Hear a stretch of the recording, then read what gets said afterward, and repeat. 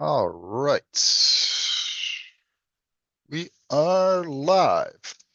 So I'm Chris Berry, certified law attorney, certified financial planner with Castle Wealth Group. And we do these workshops every Wednesday, uh, where we just answer questions submitted by clients either ahead of time or on the actual call. And I always like to start with positive focus, just something positive that's happened.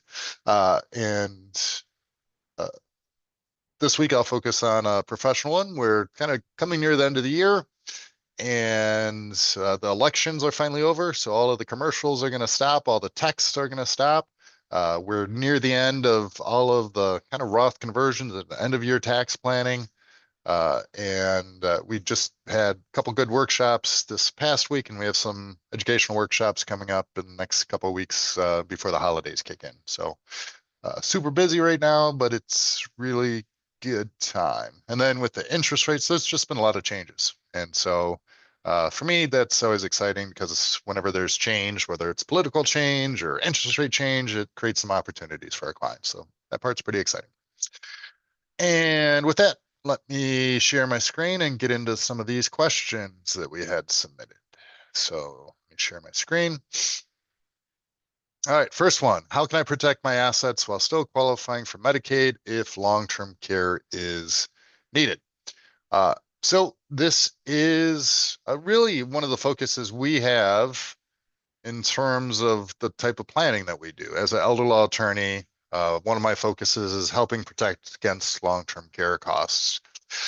And I just met with a family yesterday. The mom and dad are living with one of the daughters who is providing care. They have some health concerns. Right now, they're living at home with help, but they can see as things move down kind of that long-term care continuum, at some point they may need nursing home care. And so one of the things we can do is we can plan ahead. Where we can set up an asset protection trust. We call it a castle trust, where we move assets into the trust. And then with these governmental programs like Medicaid, which can pay for nursing home care, there's an asset test and there's a look back period. But with the special types of trust that we can set up, we can start that clock. And so for Medicaid and nursing home care, it's a 5-year clock. So we move the assets into the trust, we make it the 5 years, and then now 100% of what we have in that trust is protected from that nursing home or Medicaid spend down. So now Medicaid can pay that cost of care, and then we have a pot of resources in the trust to pay for additional services to improve our quality of life. Or as a married couple, if one spouse needs long-term care, the healthy spouse isn't completely impoverished having to pay for that care.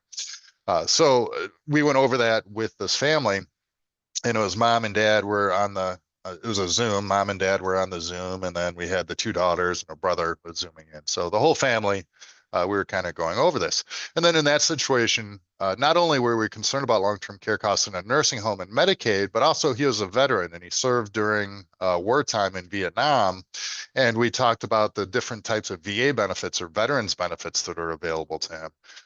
He's going through a cancer diagnosis right now. And especially if you served during Vietnam, there's certain presumptions where if there is a cancer diagnosis and you were boots on the ground in Vietnam, potentially we can connect the cancer to maybe exposure to Agent Orange or something like that, where now there's a disability rating and then now extra maybe $3,000-4,000 a month coming in to help pay for as compensation. Or the other type of VA benefit is if we have long-term care costs going out that exceed income coming in, we can get qualified for the non-service connected pension. So question was, how can I protect my assets while still qualifying for Medicaid and long-term care? Work with a certified law attorney. A lot of times it's setting up an asset protection trust. Now, if you do have a loved one that's in a nursing home now, there's things we can do at the last minute we call it Medicaid crisis planning, to protect at least half of the assets. So if there are assets and we need to protect them and you do have a loved one in a nursing home right now, there are things we can do to try to protect that. So hopefully that was helpful. All right, now let me share my screen again. Here's the next question. All right. So our trust inherited a portion of my mother's traditional IRA, approximately 180,000. Because of my disability, we can distribute only the RMDs using my date of birth, stretch IRA, or does it have to be distributed within 10 years since it was left to the trust and not me? Or should we move as much as possible out of the IRA each year while taxes are lower? So I think there's a couple things that we need to clarify here to give you the actual advice. Um, so it sounds like someone passed away and now you're inheriting an IRA. And the first question is, who was the actual beneficiary of that inherited IRA? Was it you as an individual, or was it your trust, or was it their trust? All of that matters. So, big picture, if someone other than a spouse inherits an IRA and the person passed away after 2020, then we have to follow the Secure Act, which says, and there's limited exceptions to this, but says all the taxes have to be paid within 10 years. Now, if we are on some type of disability and it's a means tested program, and we inherit that IRA and it's now in our name, that could throw off that type of planning. If it was pointing to a trust that builds on protections, then we're good. We'll just have to pay the taxes within 10 years, but it still can be held inside of the trust. So the taxes have to be paid, but it would be sheltered inside of the trust if the trust was listed as a beneficiary. And that's why for any of our clients, we're typically recommending that the trust is a final beneficiary of any type of retirement accounts. So typically we have spouse first and then trust as a contingent beneficiary for this very reason, so that if there is someone who's receiving governmental benefits or on Medicaid or concerned about Medicaid, one of the reasons why we name the trust as a beneficiary listed on the original IRA. So if a trust is listed as a beneficiary on the original IRA, the person passes, then we have to follow the terms of the trust, which can build in protections, or it can just say it goes outright to the person. So it depends on all what the trust says. If you were listed as a beneficiary, then it's not in the trust. You might have your trust, your asset protection trust, but then you have the inherited IRA that says all the taxes have to be paid. And depending on the size, well, you said it was 180,000. If you're to cash it all out in 1 year, that's probably going to jump you up in a tax bracket. But if we do have an asset protection trust, and now we've inherited this money that's not in the asset protection trust, it may make sense, depending on what's more important. Is it tax savings or is it asset protection? You might want to pay all the tax on the IRA, get it all in the trust all in 1 year. So now that we start that 5-year clock. So a little bit of a complicated question in terms of I need some more details. The first question is, who is the beneficiary, actual listed beneficiary on the deceased person's IRA? If it's you, then it's not protected. We will probably want to get it in the trust. If it's a trust, if it's your trust, that would be great. If it's their trust, we have to follow the terms of their trust, and we'll have to figure it out from there. But for everyone else on the call or on the webinar, this is one of the reasons why we almost always name a trust as a beneficiary, final beneficiary of even retirement accounts. You'll see some bad advice out there and mixed advice, like some advisors who don't really see the whole picture. They'll say, no, you never name beneficiary, trust beneficiary. But in our office, if you talk to someone a little more sophisticated in terms of estate planning and tax planning, and especially with the types of trusts we set up, we're almost always going to name the trust as a beneficiary of the IRA. So it's spouse first, then trust, like 99% of the time. Okay. All right. Last question. This one's kind of the in-depth one. So I'll share my screen here. What are the pros and cons of joint tenancy versus shared living trust for assets in a taxable brokerage account with respect to probate, income, and other considerations? They've been held in a long time. We have a basis. Do beneficiaries in here? Blah, blah, blah. Do these shares remain protected? Okay. All right. Yeah. So let me just kind of restate this. And it depends on what state you live in. Michigan is not a community property state. California is a community property state, so it's going to be a little bit different.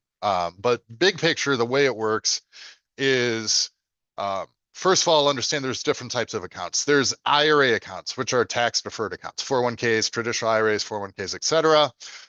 those work different because you haven't paid any tax on it. Then we have what we call non-qualified accounts, like joint brokerage account, joint investment accounts, real estate. That is post-tax money. But if you were to sell it while you're alive, you might pay what's called capital gains. So if it's valued at $1 million when you bought it, now it's valued at 1.5 million and you sell, you might have $500,000 worth of capital gains, which maybe you have to pay tax on. Capital gains are much better than income tax. Like pulling money out of an IRA, you have to pay tax on the whole thing versus capital gains, you just have to pay tax, and it might be at most 20% tax on the gains. But here's the thing is on all that post-tax money, upon death, you get step up in basis, okay? And in Michigan, we're not a community property state.